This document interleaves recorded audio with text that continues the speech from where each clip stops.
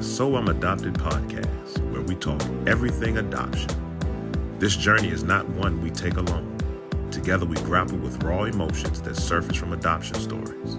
We want you to be comfortable enough to heal. So sit back and go with us on this journey as we dive deep into adoptions.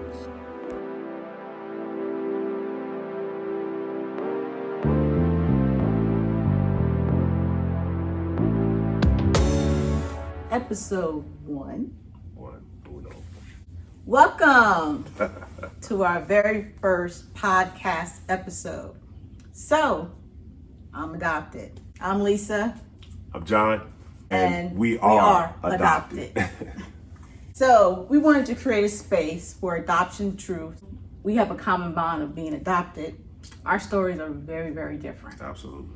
So, we wanted to have our conversations and allow other people to hear our conversations and also be able to share theirs as well.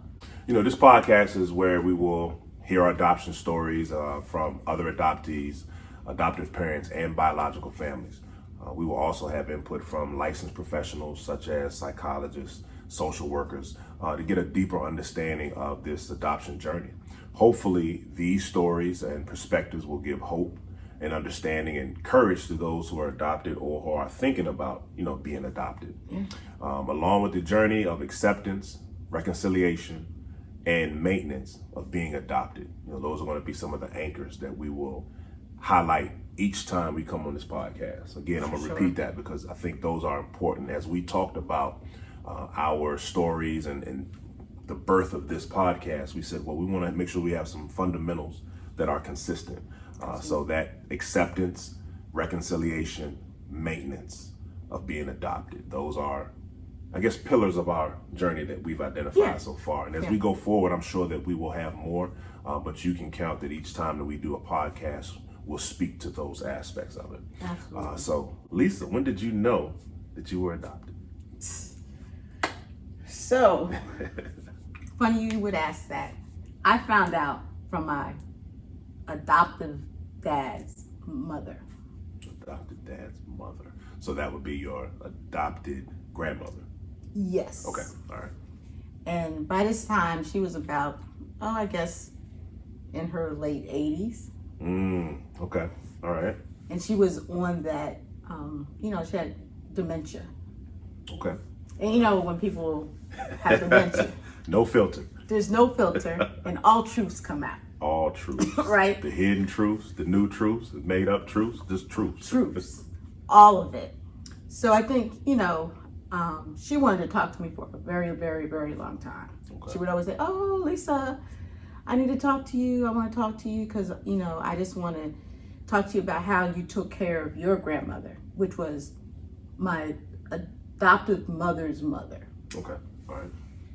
And when she was alive and everything, because she ended up moving in with us when I was a junior, senior in high school. And, when she died, I saw her take her last breath and everything like that.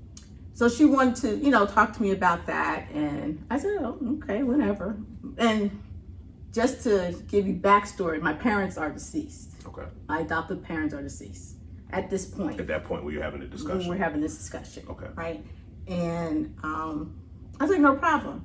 But we would always go over to my grandmother's house. It's like Titus's grandmother too. And Titus is her husband. Titus is my husband. And she said something to him one day like, oh, I'm so sorry that, I'm spending so much time with her and I want her to come over a lot because I remember when they brought her home from the hospital. Okay. And he went, So wait a minute. I remember when they brought her home from the hospital. But that's a common thing, babies come home from the hospital. So why was that alarming? And again, I can't speak for him. Right, I got you. But something raised up in him. The way she said it. Okay, I got it. Now I got you. Made his antenna go. Because in normal conversation, that's the progression. You have a child in the hospital. And you said it earlier, with her having dementia and having that truth, it may have been that leading question or that leading statement, to kind of, well, since nobody's going to open it up, I'm going to indirectly put it out here. Exactly. And Titus picked up on it. He picked up on it. And I think he slept on it for at least a day. Before he said something to you? Before he said something to me. Okay. Because he was like, oh, what am I supposed to do with this? Oh my gosh. Yeah, that's a heavy burden. And this time, we were building a house. So we were living with his parents. Okay. And he came in the room and he was like, I got something to tell you. And I was like, that's a heavy conversation right there. What? I said, because during that time frame, he tore his Achilles tendon. He's always doing something while we're trying to build his house. He's doing stuff, right? And so I was like, what? And he told me, he said, you were adopted. I was like... So wait a minute, he drew from that statement. Wait, so let me go back. Okay. All right. He said, I think your grandmother told me that you were adopted. Okay, all right. And I said, oh, we got to go to her house right now. Okay. Right now. So y'all got in the car, y'all rolling. Got in the car. What's the conversation like in the car on the way over? I mean, I think I was in silence. I think it was just silence. Just process. Just trying to I was like, what do you, it was silence. I can't remember that detail, but I know it had to be silence. Okay. Who's driving, him or you? Oh, he's driving. Okay. And I think I was saying, she's been always telling me she wanted to talk to me. So, we're going to talk. We're going to talk today. We're going to talk today. So like I said, my grandmother was up in her 80s, and we go in her house, and she has this huge bay window, and she has a recliner chair. And I was like, hey, Grandma. She's like, hey. I said... Cut to the chase. You said that you wanted to talk to me. Titus said you had something to say. So, let's talk. Let's get busy. And she was like, it was like Titus was behind me, and she went, oh, I'm not going to talk to you with him. I said, well, that's my husband. Wow. So whatever you have to say, you could say to him, So wait a minute, she initiated this whole domino effect with him. But now that it's time to have it, she doesn't. Okay. That dimension starts sliding. Right. Or maybe she was in a real reality place at that point. Like, wait a minute, whoa, let me rethink this. Okay. Right. So I said, well, let's talk, because you obviously have something to say. And she looked at him and then looked at me like, yeah, I'm not gonna say anything, with him there. And then she goes, well, she crossed her legs and said, I don't have nothing to say. Oh. And then looked out the window. Oh. I said, oh, okay, it's like that. Wow. I said, okay, well, you just sit right there. So my dad was the oldest of 11 kids. Okay. He's from that area, so my aunt lived in the next city. So I said, well, you hold that thought. I made a beeline to my aunt's house. Oh, you left and went there. You didn't call, you just went over. Oh, no, I just went there. Okay, all right. Unannounced. Unannounced. Oh, yeah, because we can go to our, my family's house. We can just go whenever. We made a beeline over there. I said, I have something to ask you, and I need you to give me, the truth. We sat down on her couch. She was here.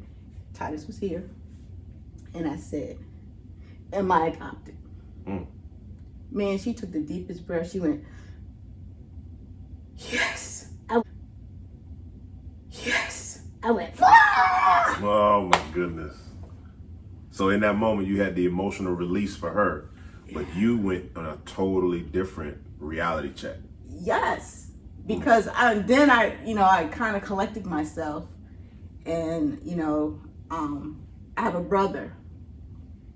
So I asked the same question for him, and she took that deep breath again and said yes. I went all over. So your brother biological, No. or both of you were adopted with the perception that y'all were biological? Biological. Okay, got it. Yes. And we did that. We thought we were, because he was light skinned, I'm dark skinned. My dad is dark skinned with light brown eyes. I'm dark skinned with light brown eyes. My brother is light skinned. My mother was light skinned. Okay, all right. It can happen. It can happen. No big deal. Right. So I start freaking out. I'm like, so my whole life is a lie? I'm like, I'm not this person. This is somebody else's life. This is not my life. Yeah. I instantly got angry. Who were you angry at? My adoptive parents. And to be specific, my adoptive mother. Why your mother? Because she kind of you couldn't ask for a better mother. You couldn't. I could not have asked for a better mother. And it's like she put my brother and I, up on a pedestal. There is nothing that we could not have gotten in our life. Mind you, we weren't spoiled kids. We got, within reason, we got stuff. We were loved. We were very much loved. Okay. And she just, to know her and for her to keep that piece of information from me, I was like, well, how dare she? Who gives her that right? Okay. To do that, right? At that moment, that's how I felt. Right. And my mom was a very strong-willed person. She was from Trinidad, and I mean, she loved everybody. There was not a stranger she ever met. Everybody knew her, everybody loved her. We had, just growing up, the people in our school system, in our neighborhood, our friends would come to our house with us not even being there, just so they can eat her food and talk to her. You know what I'm saying? My teachers, I would always have to bring food in for them. My accounting teacher was a diabetic. She would make diabetic treats for her. Yeah, wow. Cheesecake, homemade cheesecake, sugar-free. Back then, she was making sugar-free. They didn't make sugar-free nothing back in them days.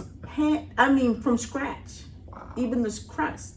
She was awesome. Known for her cooking in the area, and that was just who she was. And I mean, she would take care of everybody, from babies to you name it. That was who she was. Okay. That was her ministry. And she loved kids, she loved young adults. That was her ministry. And so for her not to, I guess, speak her truth to me, I was angry. Okay.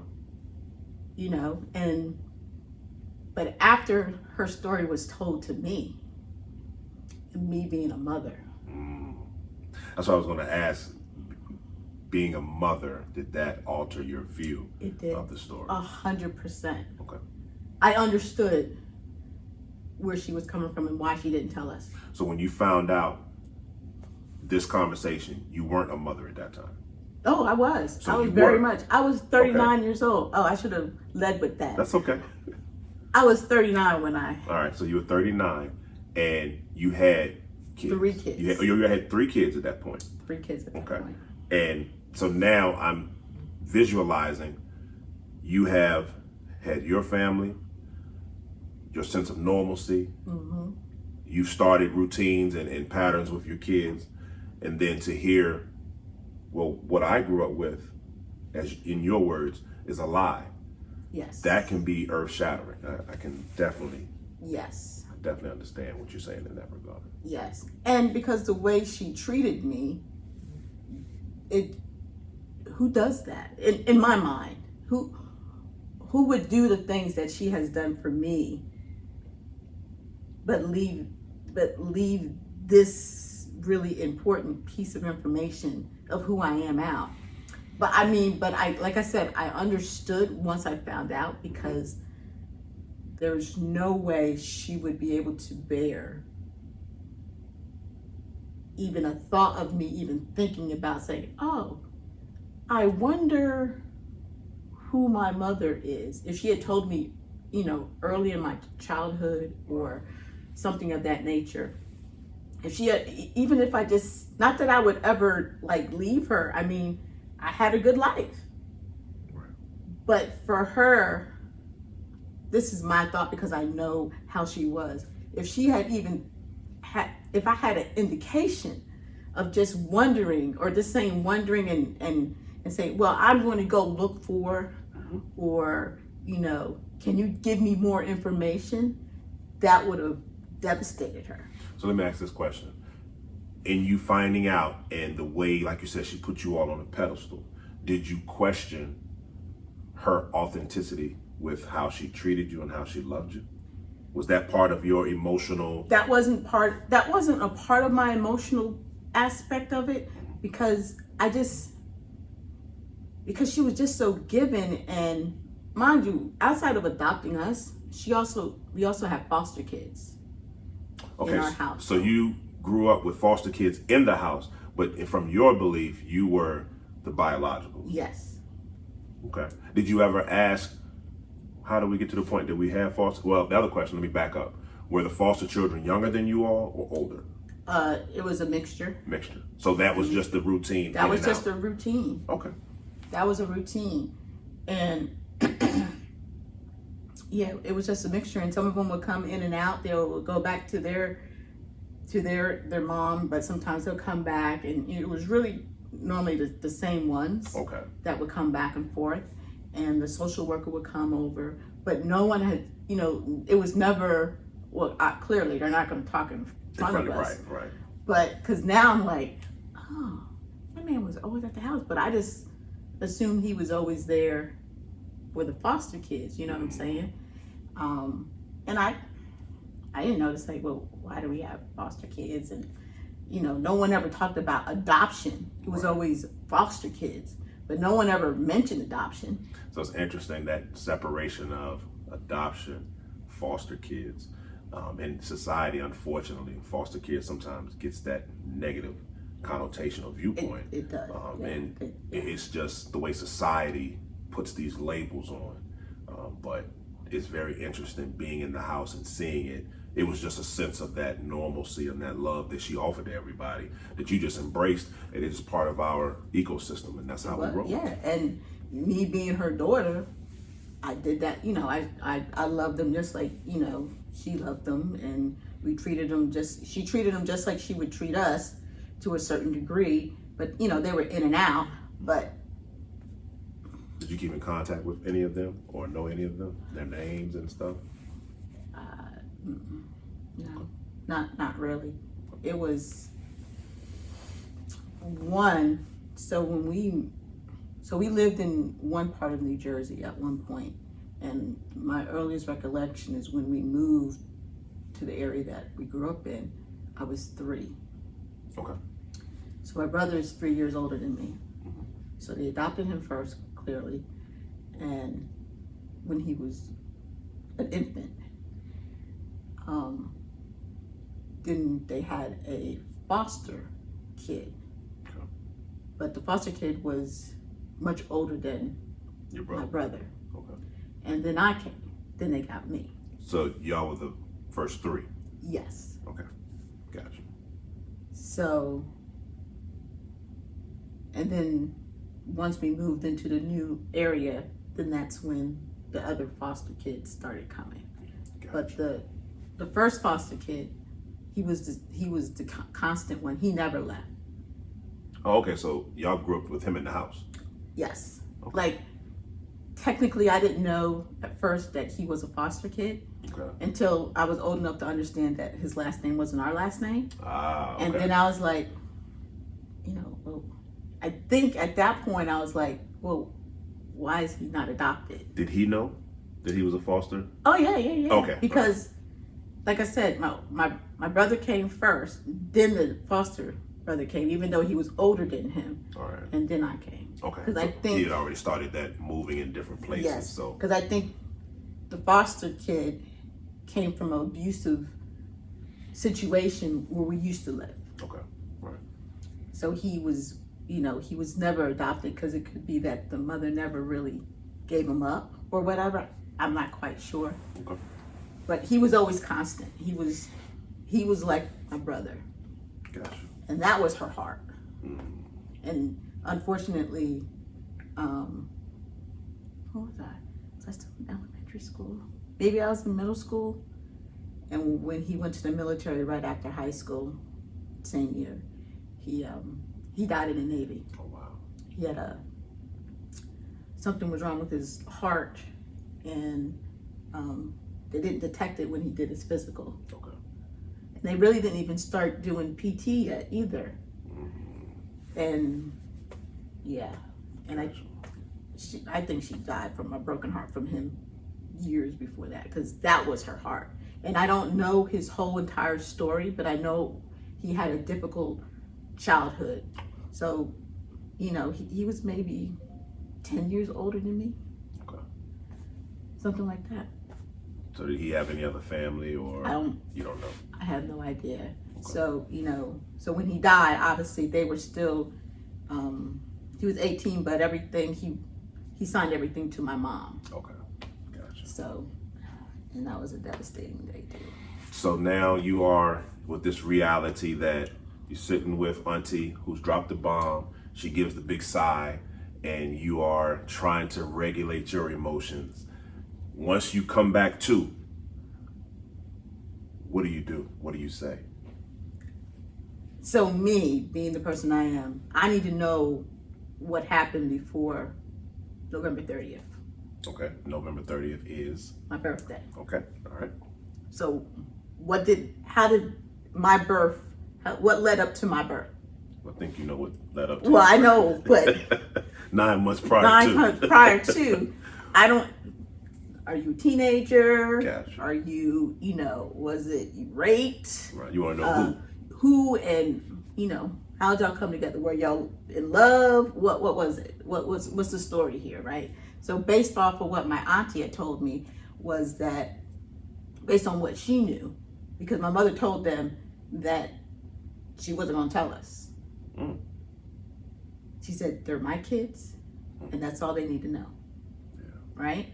So no one, when I say no one opened their mouth. They respected what she asked and what she said. Even to her dad. Wow.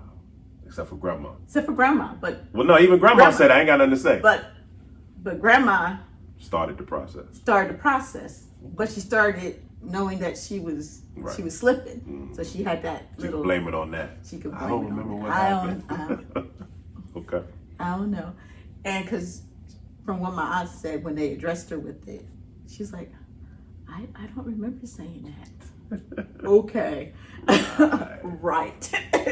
So that was my mindset, trying to really figure out how did I come about.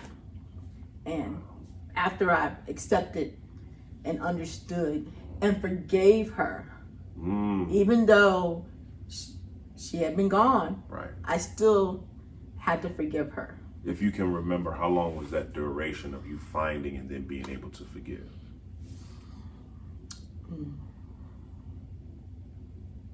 Maybe a couple of months. Okay. All right. Why did you feel like there was a need to forgive her? Because you got people hold grudges. Right, because I understood why she did what she did. With you being a mother. With me being a mother. Okay. And, from what has been told to me, she's, she had tried and tried. And I mean, they were married for years before we even came on the scene. So she was like 39. Okay. When she adopted me. She was so she tried. They tried. And from what I understand, she would, ask my dad, let's adopt, because she really loved, children. And then I guess he finally said, okay. And so they adopted my brother 3 years prior to me, and then me. Okay. So I know she probably went through some struggles. I can't say whether she, if she even had miscarriages or anything like that. I don't know that. You just know that they weren't able to conceive. Yes. Okay. Wow. And they were married for years by the time they decided to do that. So go through the process, you forgive, and then now what did that look like in your process of forgiving? Like, because she's not here in the physical state.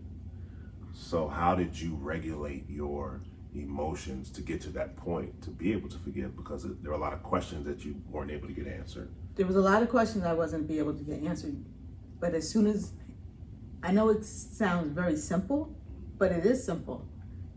I was a mother. Okay. That's it. Okay. I said, oh, I get it. Wow. That's beautiful. That, you know, and it maybe that's why you were supposed to find out when you found out. Because had you found out before you had kids, maybe you would have held that grudge and not been able to see it from that viewpoint. From that viewpoint. I got it. So since we're talking about like when you found out, what was your conversation like with the kids? When did they find out about the adoption? So this was years and years later. So you held it. Oh yeah. So you processed it. We never told them. Okay. I processed it. I was still figuring out. Okay, how do I find out information? Okay. Knowing that the state in New Jersey, adult adoptees can't get their birth certificates. Those are sealed. That's by law. Okay. In the state of New Jersey. So, okay, I knew I couldn't get that. However, I had a friend. It's always got a friend. And she's a private investigator in New Jersey that I went to high school with. And I don't know how I knew that, but it was, I found out, I don't know. So I said, okay, let me reach out to her. Because let me just preface this. I thought I was bought on the black market. Oh, wow. Why did you go directly to that? Because, so both my parents, adoptive parents, died in the same year, six months to the day of each other. Okay. So they moved to New Jersey, then they moved to Virginia. So you thought they were on the run? No. So before they died. Okay.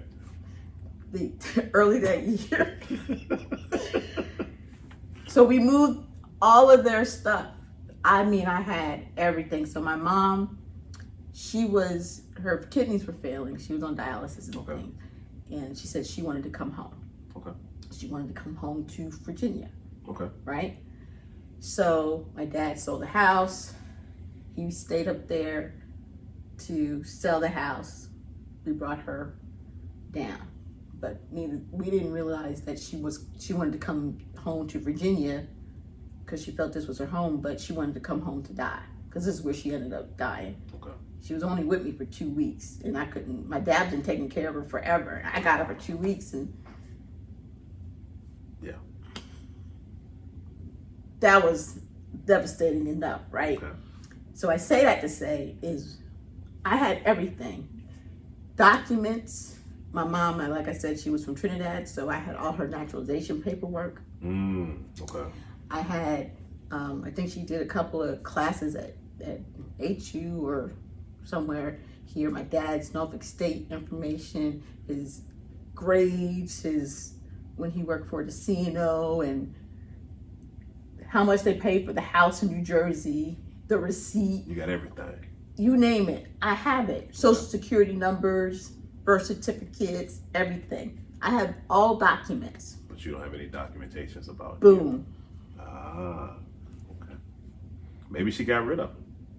So, but the thing is, if for some reason, say they did, my dad, when I say my dad kept everything, he kept everything. So in your mind, as you're moving everything, like, I'm going to find something that's going to give me the answer. No. I didn't know at that time when they died. Yeah, that's right. You didn't know. Okay. I didn't know. Right. Making sure I get the timeline. I didn't know at the time that they died. Okay. And I was saying that because I had all this paperwork, stuff that who would have that, right? But my dad was very meticulous. He kept everything. And just imagine if I ran into some adoption papers then. Oh wow. Just imagine. So now you're having to deal with the grief of watching her in that process and regulate this newfound truth of who you are and where you come from. Grief for both of them, because I didn't start going through his stuff until after he died. Oh, wow. 9 months later. Mm.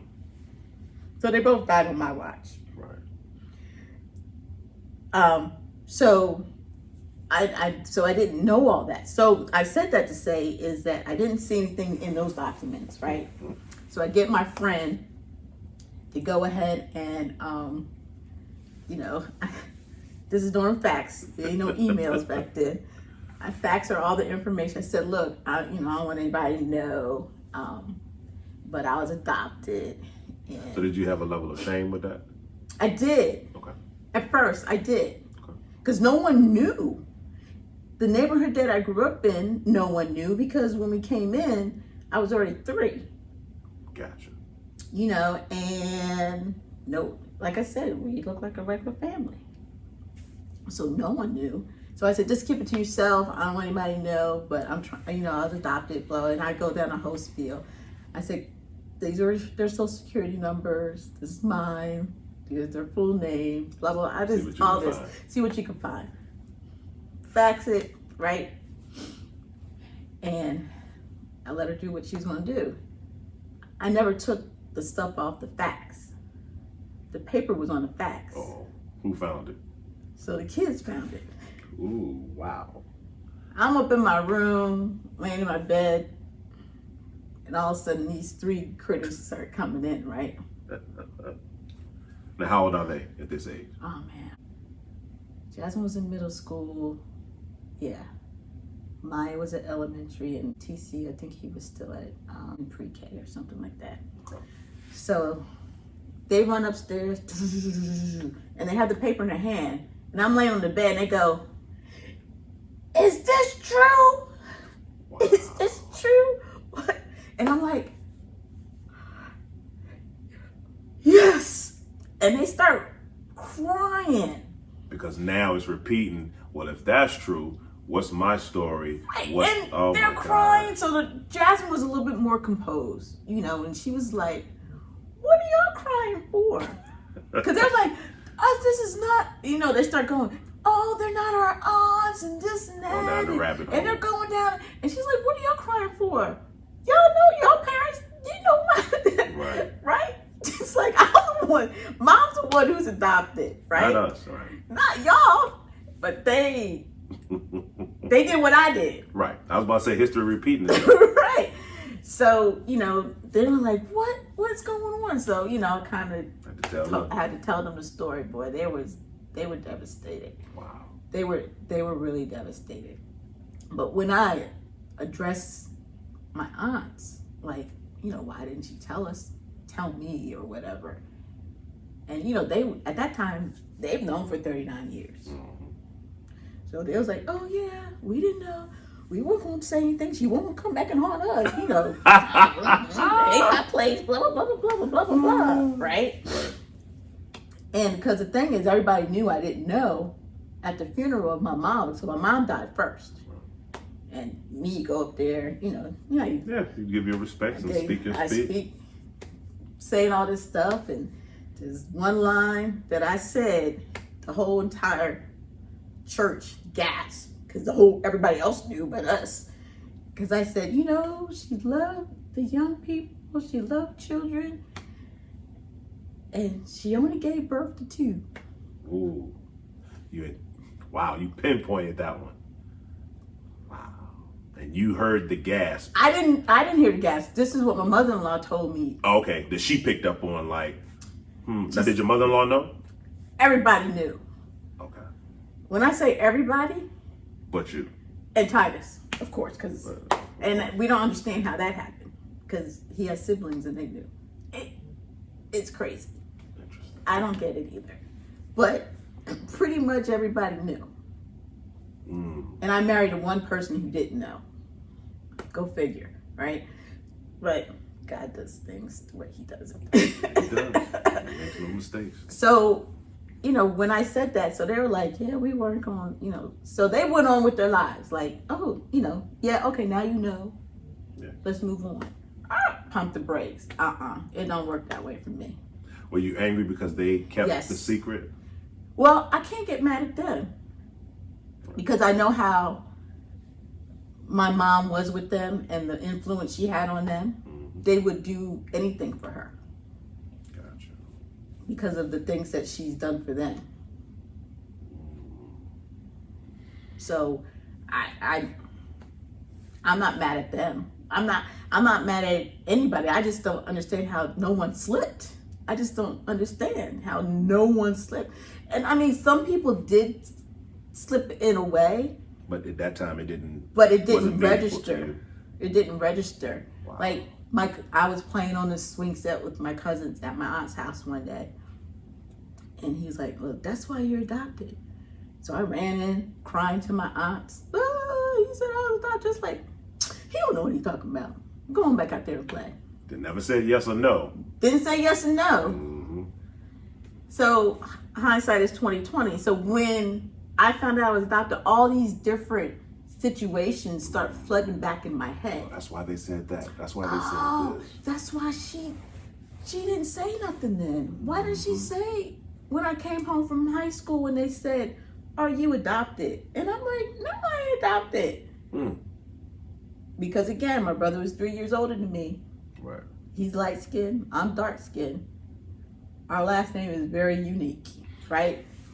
So they're like, You're his sister? I'm like, yeah. You adopted? No, I ain't adopted. I go home, tell her the story. And she's like, oh, this is what we're having for dinner. Just brushed it off like. Just brushed it off like nope, it was not opening that can. Wow. So you went from a place of, accepting that that's where you were, and then you had the reconciliation because you said you came to terms with forgiving her because you were a mom. So after the forgiveness and now your kids find out in a parallel way like you did, how did you just continue with life? What was your self-perception of where you were knowing this new truth? That I wasn't that person. I wasn't that person that everybody thought I was, right? Like, let's go back to my aunts. So in my family, they always come to me for organizing family functions. That's what I do. Well, I said, and mind you, I told you my dad was the oldest of 11 kids. So just imagine I got tons and tons of cousins. It's a lot of y'all. It's a lot of us. But you come to me, the adoptive one. I'm like, oh, I'm not doing it anymore. Oh, now you're indignant a little bit. Right. Like, oh yeah, I'm good. I'm not doing it. Nope, I'm not doing it. So I stopped doing all that stuff because they just went on with life like it was no big deal because they've been used to it for 39 years. Right. This is new to me. It's a new truth. It's a new truth for me, but it wasn't nothing for them. Right. You know what I'm saying? So then certain things that have happened in the family, then I'm like,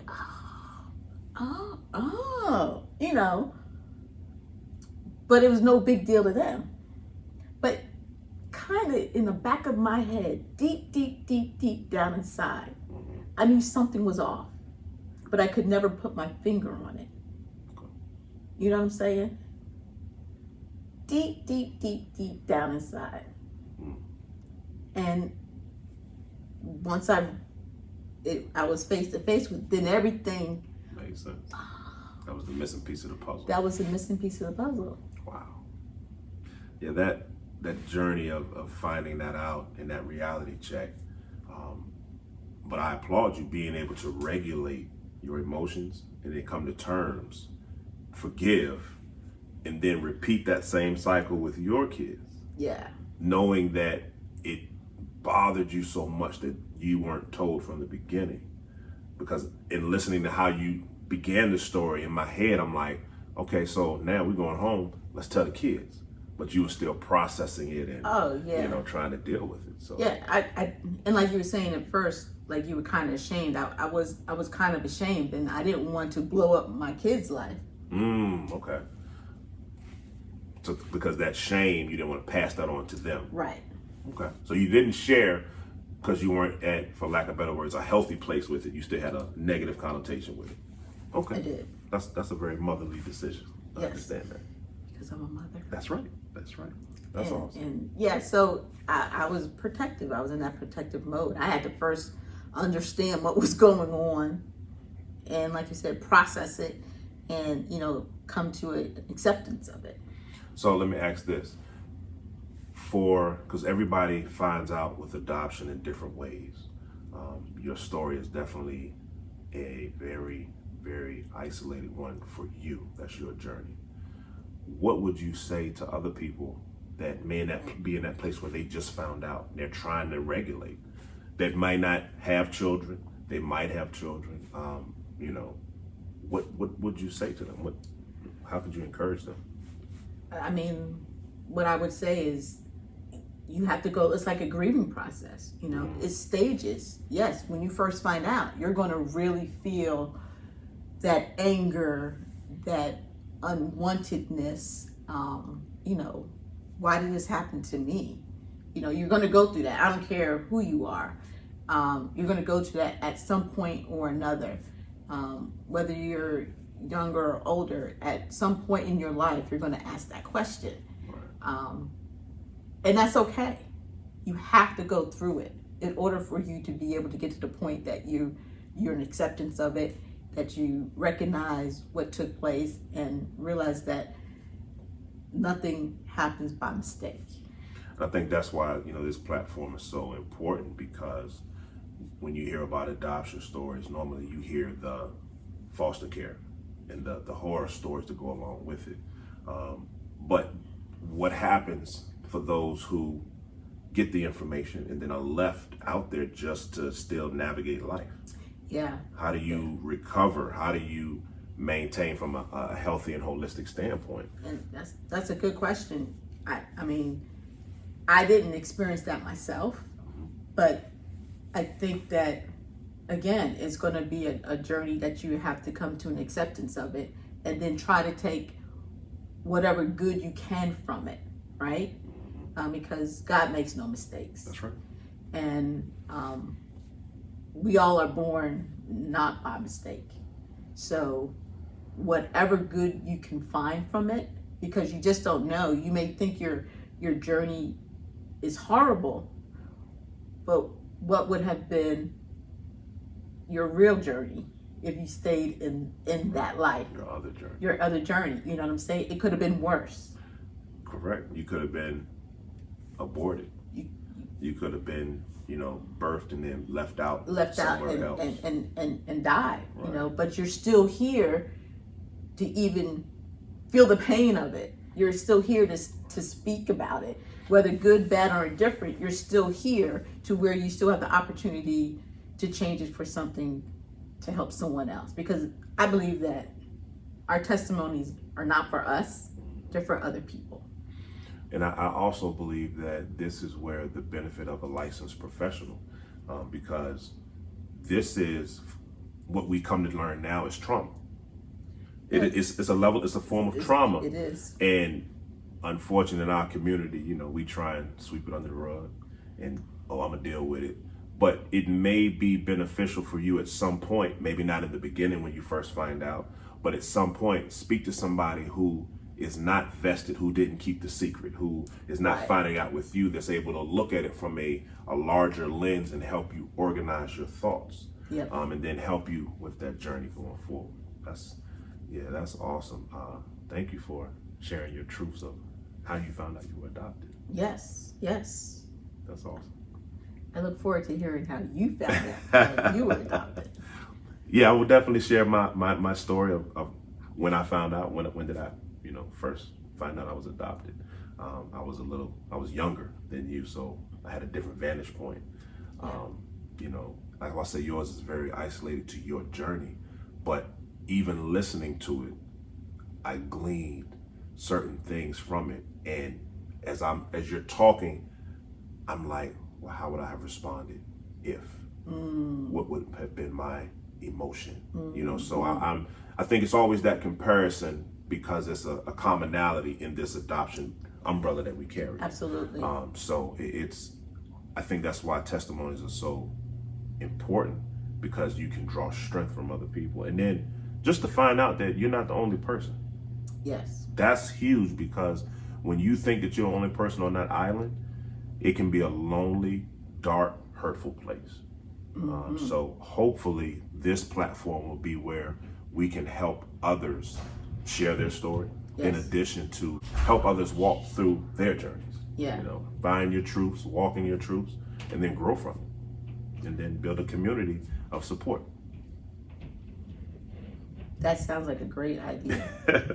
And I mean, that's so true. I mean, it's really their own, everybody has a community, and that's a community that we really need to focus on. And, you know, foster kids, you know, and adopted kids, they're all kind of in that same vein. It's just, unfortunately, the foster kids don't get that opportunity to, you know, get into a family that an adoptive child would. So the other piece of it is, because you are the child who went through the adoption, there's a different side. The biological family that the adoptee lives with, they have a story and a vantage point. But then also, what about the biological family that gave up the child for adoption? Exactly. You know, so it's so many different lenses, and I think that this is a step in the right direction, and we're just excited about the potential of this. Yeah, you know, unpeeling those layers just to understand the whole perspective of that adoptive journey is going to be what we want to share, because everyone has a reason for doing what they do. Everybody has a why. Everybody has a why. And the whys, at that time the decisions are made, are, you know, from what you know, normally what you hear is the biological mom, you know, wants something better for their kid, you know, because they couldn't do it themselves, or they don't want them to be in the same situation that they're in. And then again, there's other ones that other people control the whole situation, and they don't have a say in it. That's right. So that's going to be interesting to hear those different types of stories. But everyone has a journey, everybody has a story, and hopefully someone can get courage, someone can get hope out of the stories. Absolutely. And see their lives in a different perspective, and that our lives aren't in vain. Absolutely. Well, this has been our very first podcast of So I'm Adopted. I'm John. I'm Lisa. And this is how she found out she was adopted. Until our next episode, we'll see you then.